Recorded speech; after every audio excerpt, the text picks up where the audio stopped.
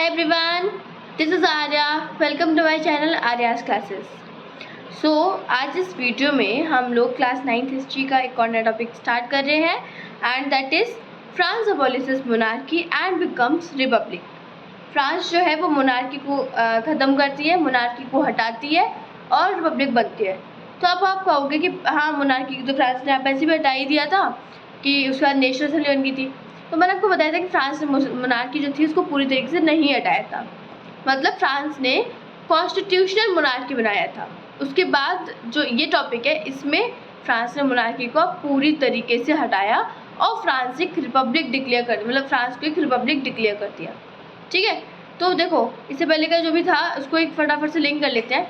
पहले फ्रांस में मोनार्की थी, स्टार्टिंग में मोनार्की थी, मोनार्की का रूल था फ्रांस में। ठीक है, उसके बाद नेक्स्ट क्या हुआ, मोनार्की के बाद नेशनल असेंबली बनी। नेशनल असेंबली ने फ्रांस का एक कॉन्स्टिट्यूशन डिज़ाइन किया। ध्यान से सुनना और पूरी वीडियो को लास्ट तक देखना ताकि आगे की टॉपिक्स आपको क्लियरली अच्छे से समझ में आ जाए। ठीक है, और सारी वीडियोस जो थी इसके पहले की वो सारी अपलोडेड है, अगर नहीं देखी है तो उनको भी देख लेना जाके। चलो ठीक है, तो क्या हुआ कि नेशनल असेंबली है, इसने कॉन्स्टिट्यूशन बनाया फ्रांस का। कॉन्स्टिट्यूशन बनाने के बाद अब क्या हुआ कि कॉन्स्टिट्यूशन बना दिया। उसके बाद फिर जो नेशनल असेंबली थी उसने कहा कि फ्रांस में हमने कॉन्स्टिट्यूशन तो बना दिया है बट हम मोनार्की को हटाएंगे नहीं। ठीक है, मोनार्की को हटाएंगे नहीं, मोनार्की हमारे कॉन्स्टिट्यूशन के अकॉर्डिंग रूल करे। ठीक है, क्योंकि किंग ने देखो, किंग ने कहा, जो किंग था उसने बाद में लास्ट में आफ्टर सब्सिस्टेंस क्राइसिस उसके बाद सरेंडर कर दिया था किंग ने। ठीक है, तो फिर नेशनल असेंबली का एक तरीके से ये शर्त थी कि मोनार्की को तो नहीं हटाएंगे। ठीक है, किंग ने कहा भैया मोनार्की को ना हटाओ, ऐसा ना करो, है ना, दिक्कत हो जाएगी। तो फिर नेशनल असेंबली ने कहा ठीक है हम मोनार्की को नहीं हटाएंगे बट तुम्हें हमारे अकॉर्डिंग रूल करना पड़ेगा, तुम हमारे अकॉर्डिंग, हमारे कॉन्स्टिट्यूशन जो हमने डिज़ाइन किया, ड्राफ्ट किया, उसके अकॉर्डिंग चलोगे तब तो मोनार्की को नहीं हटाएंगे वरना बाय बाय कर देंगे। अब देखो जो मतलब किंग था उसने सोचा यार, मतलब बाद में जब काफ़ी टाइम हो गया उसने सोचा कि क्या मतलब फिर मेरा रूल करने का, जब मैं इस कॉन्स्टिट्यूशन के हिसाब से, कॉन्स्टिट्यूशन के अकॉर्डिंग रूल कर रहा हूँ, है ना, मज़ा तो आ नहीं रहा है वैसे भी रूल करने में कि कॉन्स्टिट्यूशन जो कहेगा वो करो वरना मतलब शांति से बैठो। अगर मतलब ओनली हमें कॉन्स्टिट्यूशन के अकॉर्डिंग ही रूल करना है। पहले जैसे हम अपने अकॉर्डिंग रूल करते थे वैसे हम रूल नहीं कर पा रहे, तो किंग को ये सही नहीं लगा। किंग ने कहा मज़ा तो नहीं आ रहा है ऐसे रूल करने में, है ना, कुछ तो करना पड़ेगा इसके लिए, इस नेशनल असेंबली को फेंकना पड़ेगा हटा के, है ना, इस नेशनल असेंबली को हटाना पड़ेगा।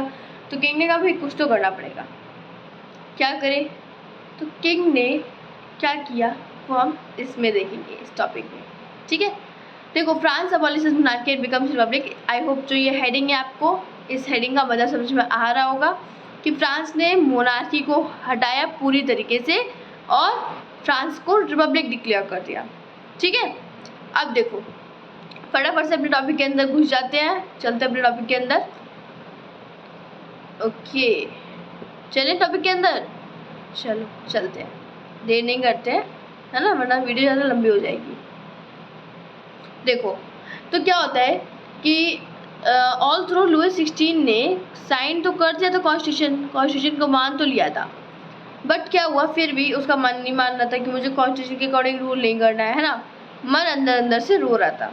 तो उसने सोचा कि हम एक काम करते हैं, हम सीक्रेट नेगोशिएशन कराते हैं। सीक्रेट नेगोशिएशन होता क्या है पहले इसको पूरा देख लो। देखो हम सीक्रेट नेगोशिएशन कराते हैं with the king of the Prussia के राजा के साथ मैं एक सीक्रेट नेगोशिएशन रखता हूँ। ठीक है, rulers of other neighbouring countries to were worried by the development in the France and made plans to send troops to put down the events that are taking place there since summer 1789। अब देखो तो क्या हुआ कि king ने सोचा कि हम एक सीक्रेट नेगोशिएशन रखते हैं प्रूशिया के राजा के साथ। भाई क्यों ऐसा क्यों सोचा किंग ने? ऐसा इसलिए सोचा कि मतलब उसने कहा नेगोशिएशन पहले तो मतलब होता क्या है, नेगोशिएशन मतलब एक सीक्रेट बातचीत। ठीक है, एक सीक्रेट तरीके से किसी से वी कैन से कि किसी के साथ मिल जाना। ठीक है, सीक्रेट अपना कुछ ऐसा काम करना अब देखो पहले इसमें देखो सीक्रेट नेगोशिएशन किंग ने कहा कि हम प्रूशिया के किंग के साथ करेंगे और जो अदर नेबरिंग कंट्रीज़ हैं या फिर जो उनके रिलेटिव्स हैं, ठीक है, जो अदर किंग्स उनके रिलेटिव्स हैं उनके साथ। रिलेटिव में कौन आता था? ऑस्ट्रिया आती थी। ऑस्ट्रिया जो कंट्री थी वो आती थी, क्योंकि ऑस्ट्रिया की क्वीन जो थी, ऑस्ट्रिया की जो प्रिंसेस मारी एंटोइनेट है, उन्हीं के साथ लुई 16 की शादी हुई थी। तो फिर ये रिलेशन में आता था ऑस्ट्रिया, तो ऑस्ट्रिया के साथ और प्रूशिया के साथ जो किंग था उसने सीक्रेट नेगोशिएशन रखी। ठीक है, इतना समझ में आ गया आप लोगों को? चलो अब क्या होता है देखो, जो he entered into secret negotiation with the king. अब जो रूलर्स थे अदर नेबरिंग कंट्रीज के, एक्चुअली देखो रीज़न क्या था कि जो अदर किंग थे उन्होंने लुई 16 की बात को मान लिया। लुई 16 की जो रिक्वेस्ट थी उसको एक्सेप्ट कर लिया। इसका रीज़न क्या था? कोई किंग चाहता तो सोचता है कि हम फ्रांस पे पहले तो अटैक करेंगे, ठीक है, और अटैक करने के बाद अपना कब्जा जमा लेंगे। तो ये भी हो सकता था लुई 16 के साथ, ठीक है, लुई 16 के साथ ये भी हो सकता था। पर ऐसा क्या हुआ कि जो किंग्स थे वो मान गए। किंग ने कहा ठीक है हम हेल्प करेंगे।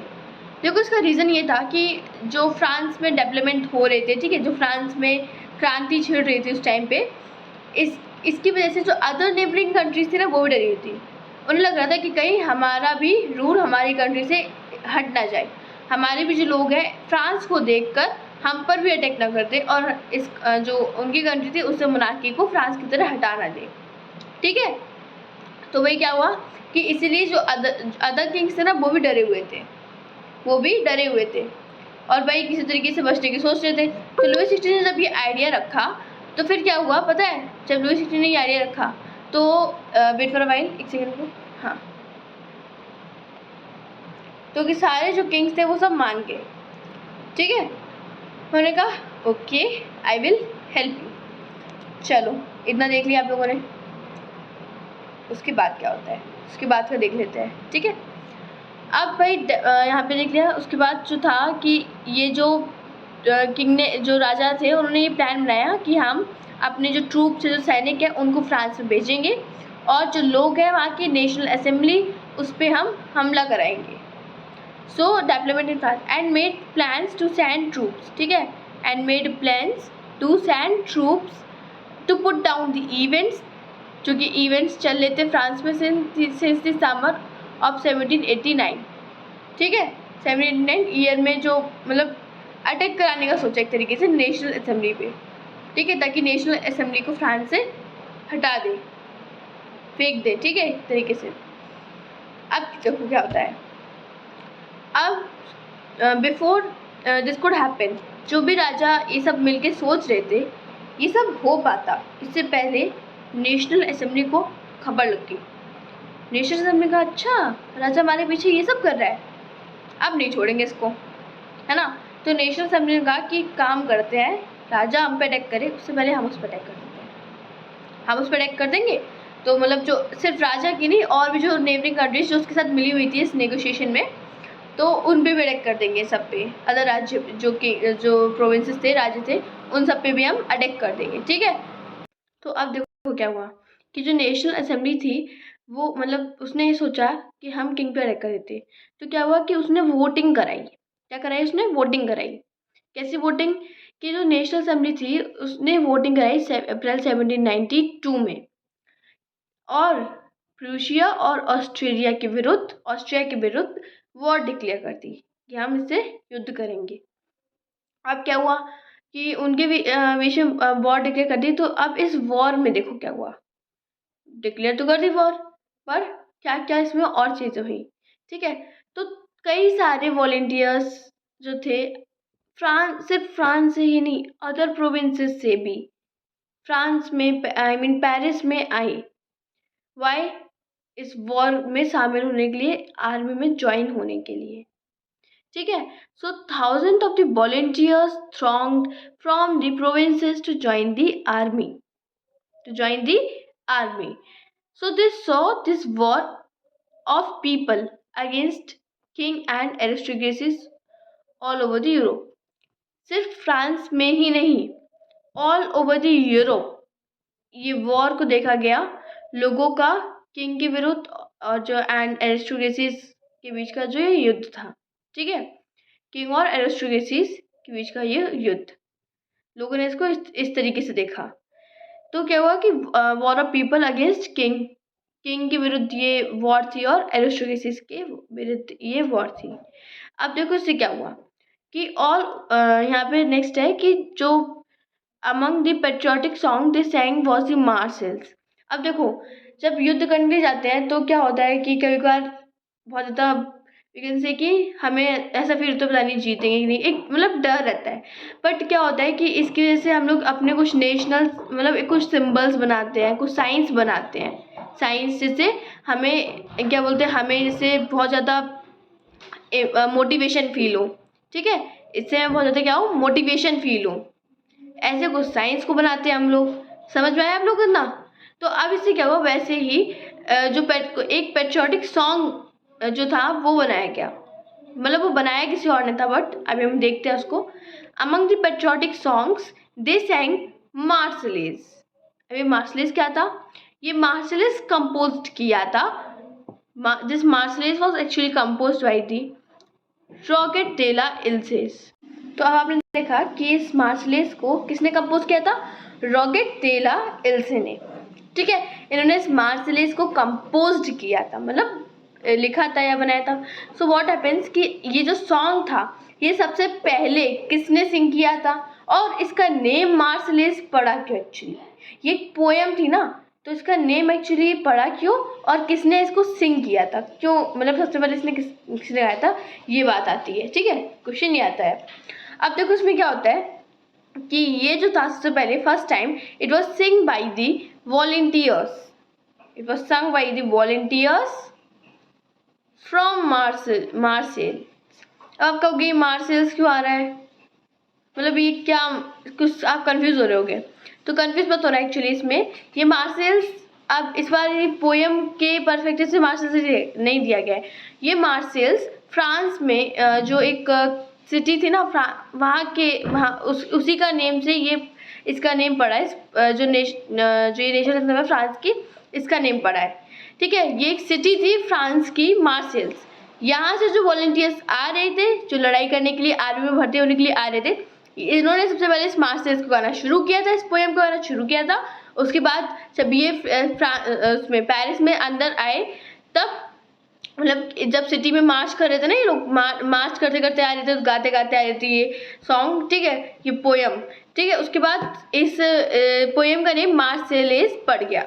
और जो ये मार्शलेज है ना, ये अभी तक, ये मार्शलेज अभी तक फ्रांस की, पता है क्या है, नेशनल एंथम है ये फ्रांस की। ये अभी तक फ्रांस की क्या है, नेशनल एंथम है। समझ में आ गया ना आप लोगों को? आई होप अच्छे से आ गया हो समझ में, ठीक है, कोई कंफ्यूजन ना आ रही हो। अब देखो नेक्स्ट क्या होता है फ्रांस के नेशनल एंथम के लिए। अच्छा मैं आपको एक और चीज़ दिखा देती हूँ, मैं दिखाना भूल गई थी, सॉरी फॉर दैट। ये देखो, इसको नोट, अरे हाँ ये देखो, इसमें मैं आपको क्या दिखा रही हूँ, ये फ्रांस का ये इतना इतना जो ये पार्ट है ना, ये वाला, ये फ्रांस का ये मैप है ये, ठीक है, ये पूरा फ्रांस का मैप है। और ये देखो ये यहाँ पे दिख रहा है जो ये वाला पार्ट, ये मार्शलेज का पार्ट था, ठीक है। देख लिया आप लोग ने, ये मार्शलेज था। यहाँ से जो वॉलंटियर्स, ये यहाँ से जो वॉलंटियर्स पेरिस में आ रहे थे, ये इस जो पोएम थी, पहले की पोएम थी जो कि पोएट ने लिखी थी, उनका नेम क्या था, रॉगेट डेला इल्सेस, इनका ये नेम था। तो ये पोएम लिखी थी किसने, इन्होंने लिखी थी। और जब ये लोग वॉलंटियर्स आ रहे थे यहाँ से आर्मी में भर्ती होने के लिए, शामिल होने के लिए, तो क्या हुआ, पेरिस में जब एंटर कर रहे थे तो ये इसी को गाते गाते आ रहे थे, है ना। इनसे ने इस जो पोएम थी इससे बहुत मोटिवेशन मिल रही थी, ठीक है, बहुत ज़्यादा मोटिवेशन मिल रही थी। तो ये लोग गाते गाते आ रहे थे ऐसे, तो बाद में इसका नेम मार्शलेज पड़ गया। समझ गए इतना आप लोग? आई होप क्लियर हो गया होगा इतना। ओ सॉरी, यस, चलो फटाफट से देख लेते हैं बाकी का क्या है। अच्छा तो अब देखो, जो ये रिवॉल्यूशनरी था ना, इसने फ्रांस में इकोनॉमिक डिफिकल्टी, मतलब कहते हैं ना कि फ्रांस की अर्थव्यवस्था जो थी बिल्कुल हिल चुकी थी, है ना। जो फ्रांस के अंदर बहुत सारी प्रॉब्लम्स क्रिएट हो रही थी। क्यों हो रही थी? इसलिए हो रही थी कि जो वॉर लड़ने गए थे वो तो गए थे मैन, ठीक है, कोई वुमेन गई नहीं थी उसमें। अब एक्चुअली वुमेन का क्या रोल आ रहा था कि वुमेन को फ्रांस के अंदर रहना था और अपने अपने घरों में, मतलब अपने अपने घरों को चलाना था, ठीक है, और जो बच्चे थे उनको संभालना था, ये आ रहा था।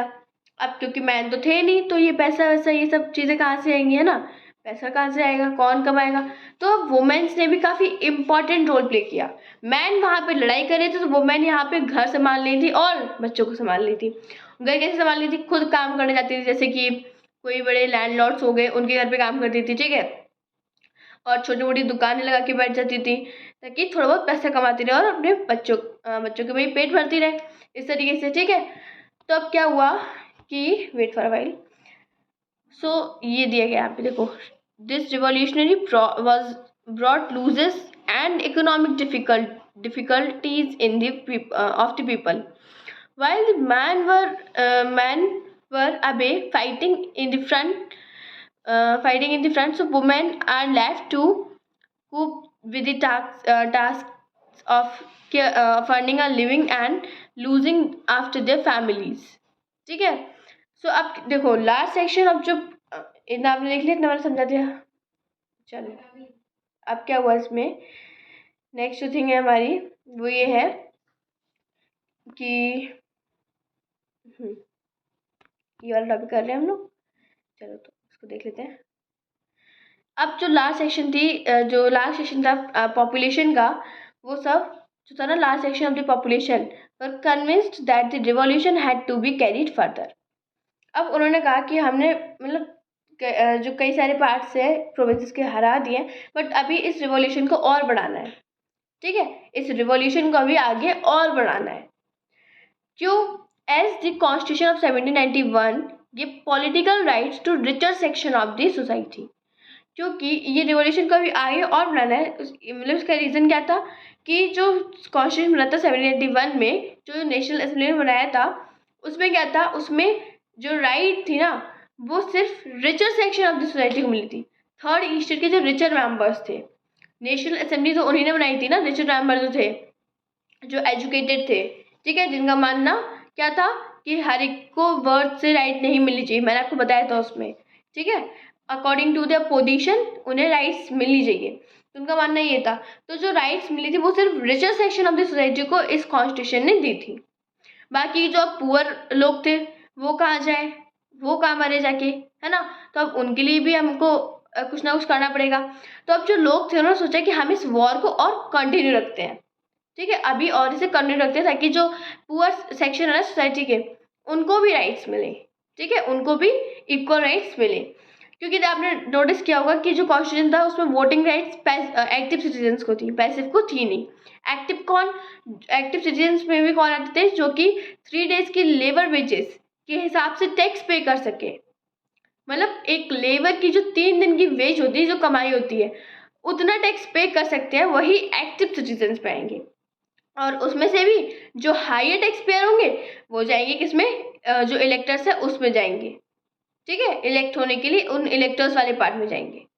तो अब ये पैसिव सिटीजन्स जो थे, जो भी बचे हुए, ये कहाँ जाए भाई, इनका भी तो चलना पड़ेगा। तो लोगों ने सोचा कि अब वॉर को और आगे रखते हैं, अब वॉर को और आगे बढ़ाते हैं ताकि हमें भी राइट्स मिले, है ना, क्योंकि इस वॉर में तो सभी थे फ्रांस के, चाहे पुअर हो चाहे रिचर हो, सब मेंबर्स जो कॉमन पीपल थे वो सब थे, ठीक है। तो अब क्या हुआ भाई कि जो रिचर सेक्शन ऑफ सोसाइटी है उसका, अब इससे क्या हुआ कि कई सारे पॉलिटिकल क्लब्स फ्रांस में आए, बट उसमें से एक ही क्लब जो था वो बहुत इंपॉर्टेंट था। मतलब माना कि रिचर सेक्शन को कॉन्स्टिट्यूशनल राइट्स दी थी, बट पॉलिटिकल जो क्लब्स थे उनको फॉर्म करना या फिर और अदर एक्टिविटीज़ करना, इसके लिए नहीं रोका था, है ना, ये राइट्स मिली थी।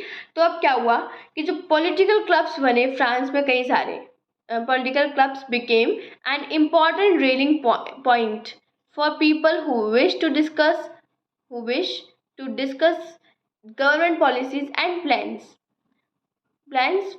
their own, एक सेकेंड ना, okay, so plans and discuss in their own form of action, ठीक है, जो लोग चाहते थे कि भाई वो भी पॉलिटिक्स में जाएं, ठीक है, और जो ये सब है इसमें क्या करें कि अपने आइडियाज़ को शेयर करें, या फिर जो गवर्नमेंट पॉलिसीज़ है, प्लान्स है, वो मतलब अपने अकॉर्डिंग एक आइडिया शेयर करें। बट पुअर मेंबर्स को तो राइट थी नहीं, जो मैंस थे जो कि रिजर्व सेक्शन के राइट्स तो उन्हीं को थी। बट तो ऐसे कई सारे पॉलिटिकल क्लब्स बने, ठीक है, ऐसे कई सारे पॉलिटिकल क्लब्स बने और उनमें से एक सबसे फेमस क्लब था। कौन सा क्लब था सबसे फेमस क्लब, बता सकते हो आपने उसका कमेंट में? चलो ठीक है, मैं बताती हूँ। जो क्लब था उसका, वो मोस्ट सक्सेसफुल जो क्लब था ना, वो कौन सा था? जैकोबिन्स क्लब था। कौन सा वाला? Jacobins club. ध्यान रखना इसका नेम, जैकोबिन्स क्लब, बहुत इंपॉर्टेंट क्वेश्चन है ये। अब जो ये जैकोबिन्स क्लब था, इसे इसका नेम एक्चुअली कहाँ से मिला? इसका कहीं से नामकरण भी तो हुआ होगा ना, तो उसका नामकरण कहाँ से हुआ था भाई? इसका नामकरण हुआ था एक जो मैन थे, वो फॉर्मर थे convent of ST Jacobin Paris. Paris में एक कॉन्वेंट, जो मतलब कॉन्वेंट एक बिल्डिंग्स होती है जो चर्च से रिलेटेड होती हैं, ठीक है, तो उनके ये फॉर्मर थे। So name from the, see it got its name from the, एक minute, it got its name from the former convent of ST Jacobin Paris. तो उनके नेम से भाई इस जैकोबिन्स क्लब्स का नेम पड़ गया और ये उसके लीडर थे। मतलब जो सेंट जैकोब था पेरिस में कन्वेंट, ठीक है, जो कि इन्होंने फॉर्म किया था, उस उन मतलब उसी जो कॉन्वेंट ऑफ एसटी जैकोब था, उसी एसटी जैकोब के नेम से, मतलब सेंट जैकोब के नेम से इस जैकोबिन क्लब्स का नेम पड़ गया, ठीक है। ये एक बिल्डिंग टाइप थी जो कि जिसके ये फॉर्मर थे। अब इनका नेम जान लो, इनका भी तो नेम जानना पड़ेगा ना आपको, फॉर्मर का नेम क्या था, तो वो आपको पता चल जाएगा अभी 2 मिनट रुको, ठीक है। अब देखो क्या था, women too who had been an active throughout this period form their own clubs. अब जो वुमेन्स थी जो इस पीरियड में काफ़ी ज़्यादा एक्टिव थी, जो एजुकेटेड थी थोड़ी बहुत, तो उन्होंने अपने क्लब्स को खुद फॉर्म करना शुरू किया। अभी जो ये वुमेन्स वाली बात है, इसको हम, जो हमारा नेक्स्ट टॉपिक है वो वुमेन्स के ऊपर ये है एक्चुअली, ठीक है। तो वुमेन्स का भी हम करेंगे, डिड वुमेन्स हैव रिवोल्यूशन, ये वाला पार्ट, तो उसको भी हम करेंगे। तो उसमें हम पढ़ेंगे वुमेन्स के भी क्लब्स थे, कौन से थे, कुछ नेम भी दिए गए वुमेन्स के, तो उन सबको हम पढ़ेंगे, ठीक है। जो नेक्स्ट पार्ट है उसमें, अभी इसमें है नहीं, इसका इतना ही बताया गया है, थोड़ा सा हल्का सा इंट्रोडक्शन टाइप। अब चलो नेक्स्ट चलते हैं अपने। See the member of the Jacobin club belonged mainly to the less prosperous section of the society. जो जैकोबिन क्लब्स के मेंबर थे ना, वो less prosperous section of society से बिलोंग करते थे। See member of Jacobin club belonged mainly to the less prosperous sections of the society, ठीक है। जो ये जैकोबिन्स क्लब के मेंबर्स थे, ये बिलोंग करते थे कहाँ से? From the prosperous section of society. मतलब कैसे कैसे लोग थे वहाँ पे? स्मॉल शॉपकीपर्स जो थे वो हो गए थे, छोटे छोटे शॉपकीपर्स होते थे, ठीक है। और आर्टिशियंस हो गए थे, आर्टिशियंस जैसे कि उसमें शू मेकर्स आते थे, आपके बुक में दिया गया होगा ये, ठीक है। पेस्ट्री कुक्स आते थे, वॉच मेकर्स या फिर प्रिंटर्स आते थे, एज वेल एज सर्वेंट्स, ये सब आते थे, ठीक है। तो अब और क्या था इसमें देखो, और जैसे कि पेस्ट्री कुक्स हो गए, वॉच टाइम मेकर्स, ये सब मैंने आपको बताया है ना, और सर्वेंट्स हो गए, डेली वेज वर्कर्स, ये सब आते थे इस जैकोबिन्स क्लब में। जैकोबिन्स क्लब के क्या थे? ये लोग मेंबर्स थे, ठीक है। अब क्या होता है, उनके जो लीडर थे उनका नेम बताया गया है। इनके लीडर्स कौन थे? Maximilian Robespierre. कौन थे भैया? मैक्सिमिलियन रॉबेस्पियर, ठीक है, ये इनके लीडर थे। Large group among the Jacobins decided to start wearing long strip trousers similar to those worn by the dock workers. सी जो जैकोबिन्स क्लब जो था, अच्छा मैक्सिमिलियन रॉबेस्पियर की आपको फोटो दिखाते हैं, ठीक है, इनसे थोड़ी बहुत मुलाकात करा देते हैं आपकी, ठीक है, ताकि आपकी थोड़ा इनसे भाई हो जाए मुलाकात। ये देखो, ये अंकल थे, ये अंकल जी बैठे ना सामने, यही थे मैक्सिमिलियन रॉबेस्पियर, जो कि बिल्कुल भी अच्छे नहीं थे। आप बोलोगे कि ये तो मतलब इतना अच्छा काम कर रहे थे, है ना, ये जो पुअर लोग थे उनको राइट्स दिला रहे थे, जैकोबिन्स क्लब के लीडर थे, तो फिर ये अच्छे क्यों नहीं थे, है ना। आपका क्वेश्चन आएगा तो आप ही पढ़ोगे ना रेन ऑफ टेरर में। तो रेन ऑफ टेरर जो वाला पार्ट है आपका, इसी पार्ट में, फ्रांस अबोलिशनिस्ट मोनार्की में, उसमें पढ़ोगे भाई कि कितने अच्छे थे, ये कितने शरीफ थे, है ना, उसमें ही पढ़ोगे। तो अभी उसका ट्विस्ट हम ख़त्म नहीं करते हैं, इसलिए मैं बताऊँगी नहीं उसके बारे में अभी आपको, वो तो आपको नेक्स्ट वीडियो में ही देखना पड़ेगा। चलो तो ट्विस्ट ना ख़त्म करते फटाफट से चलते हैं अपने टॉपिक पे जो अभी हम पढ़ रहे हैं। अब देखो इसमें क्या होता है कि आप ओके सॉरी यहाँ पे थे हम लोग, ठीक है। तो जो मेंबर थे जैकोबिन्स क्लब के, उन्होंने ये डिसाइड किया कि हम लोग क्या पहनेंगे, हम लोग पहनेंगे भाई जो उनके मतलब क्लोथ थे, जो प्रॉस्पेरस मेंबर्स या फिर जो कह सकते हैं ना कि अपर मेंबर्स थे सोसाइटी के, वो सब पहनते थे नी ब्रेचेस। नी ब्रेचेस क्या होते हैं, मतलब जो आपने बूट्स देखे हैं लाइक जो कि नीज तक आते हैं, वो नी ब्रेचेस होते थे। तो जो अपर मेंबर्स थे सोसाइटी के, वो उस तरीके के कपड़े पहनते थे, है ना।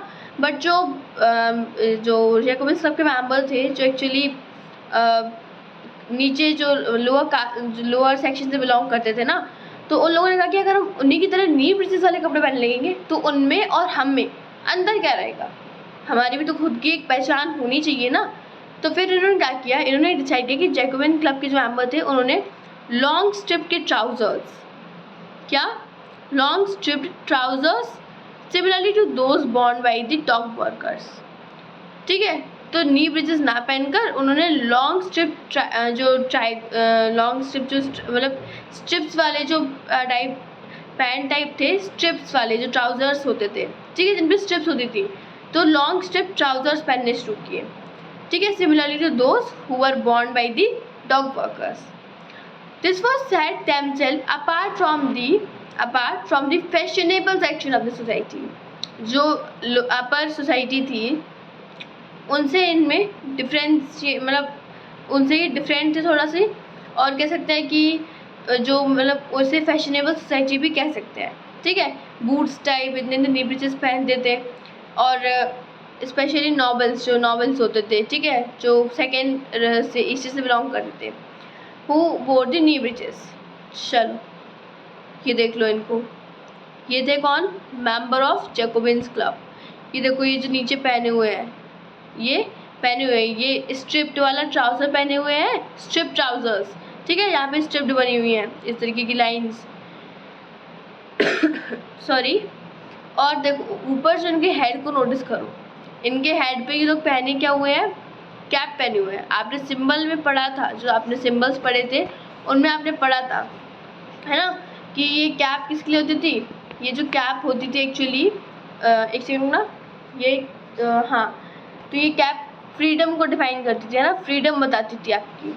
जो लोग होते थे कि वो आप किसी के अंडर में नहीं है ना, किसी के अंडर में नहीं है ये लोग, और फ्री है ये। तो मैन जो होते थे इस कैप को वियर करते थे, वुमेन्स को इस कैप को वियर करने का राइट नहीं था, वुमेन इस कैप को वियर नहीं कर सकती थी, ठीक है। इन्हें समझ में आ गया, चलो आगे चलते हैं फटाफट से। ओके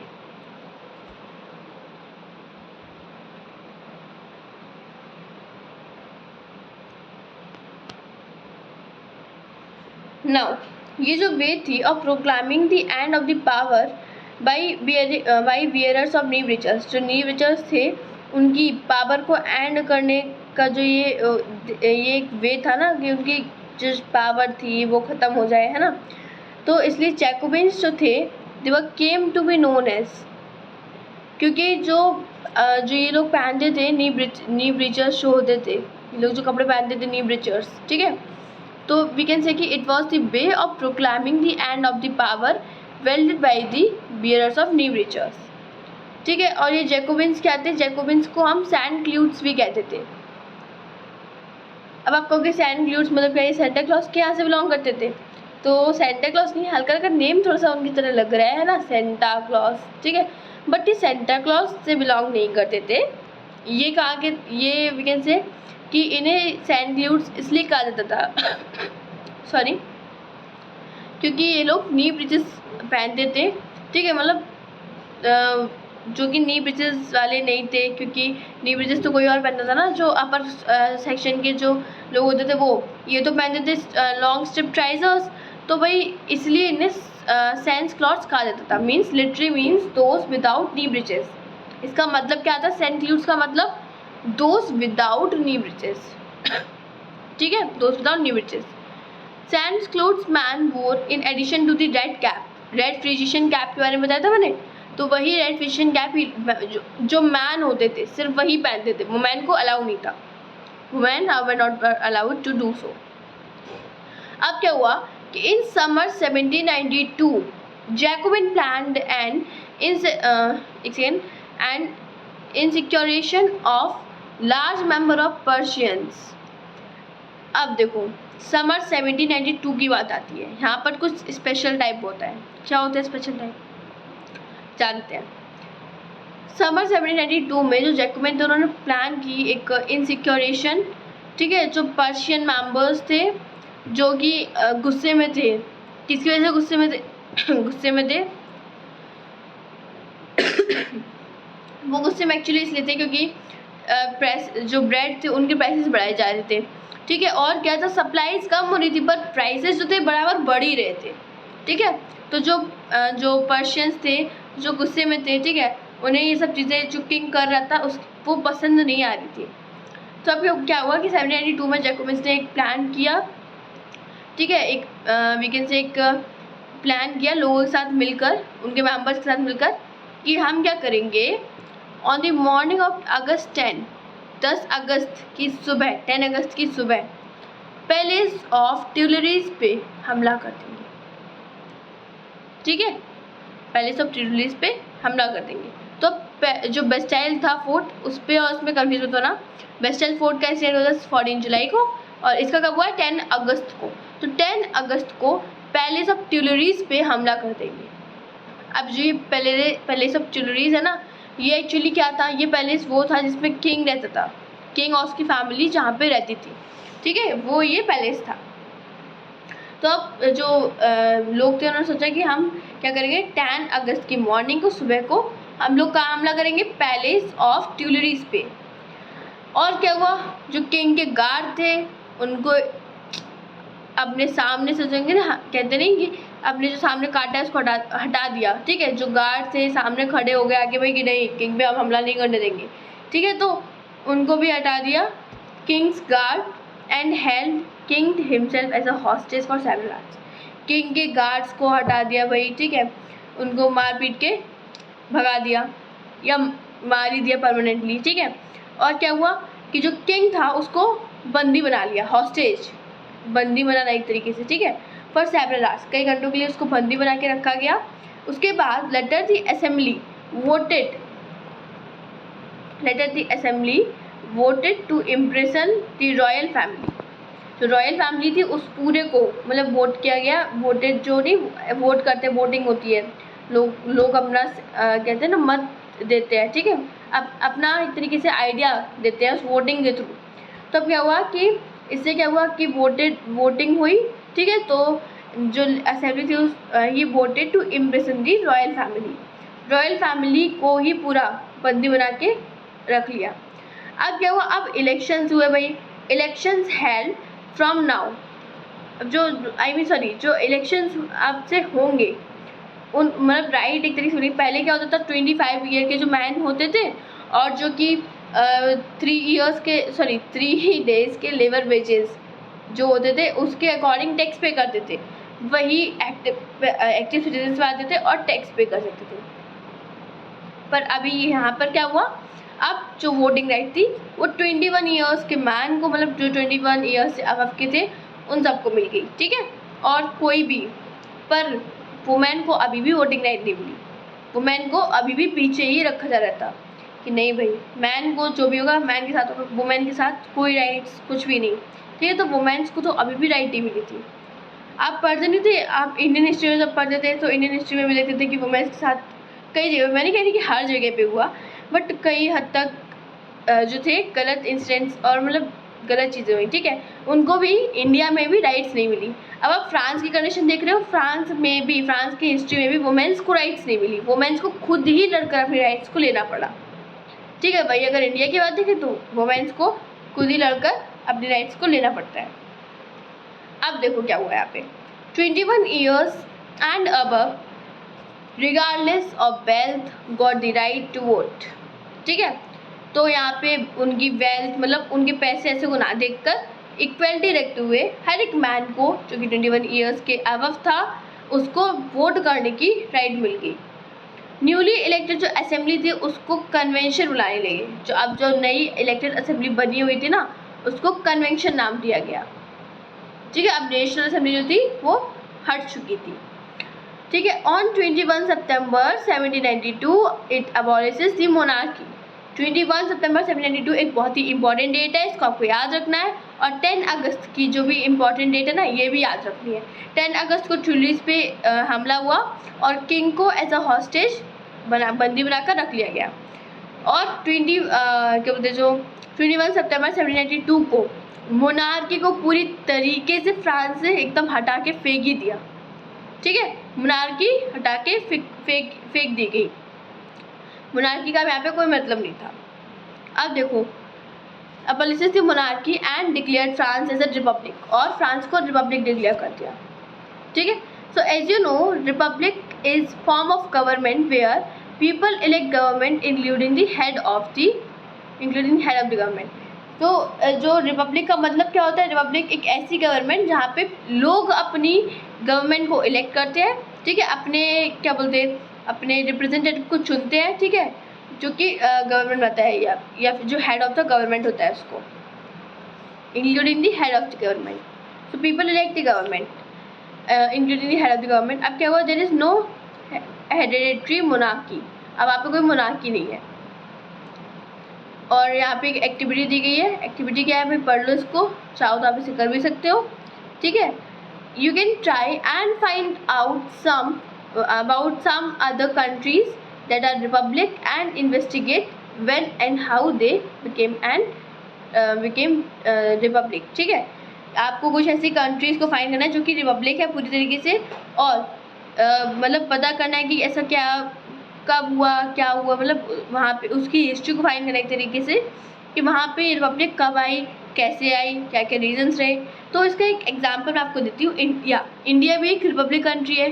ठीक है, यहाँ पे भी कई सारी लड़ाइयाँ लड़ी गई, अंग्रेज़ से भाई रिपब्लिक पाई गई, जो ब्रिटिशर्स आए थे उनसे। ठीक है, तो ये भी एक रिपब्लिक कंट्री है, तो इसका भी आप एग्जांपल ले सकते हो। तो ऐसी आपको और भी फाइंड करनी है। ठीक है, उसकी हिस्ट्री में जाके देखना है कि भाई उसके साथ क्या हुआ था, कैसे वो एक रिपब्लिक बनी। अब देखो, नेक्स्ट थिंग इज कि there is no hereditary monarch. Okay, उसके बाद लुई 16 जो था उसको क्या किया गया?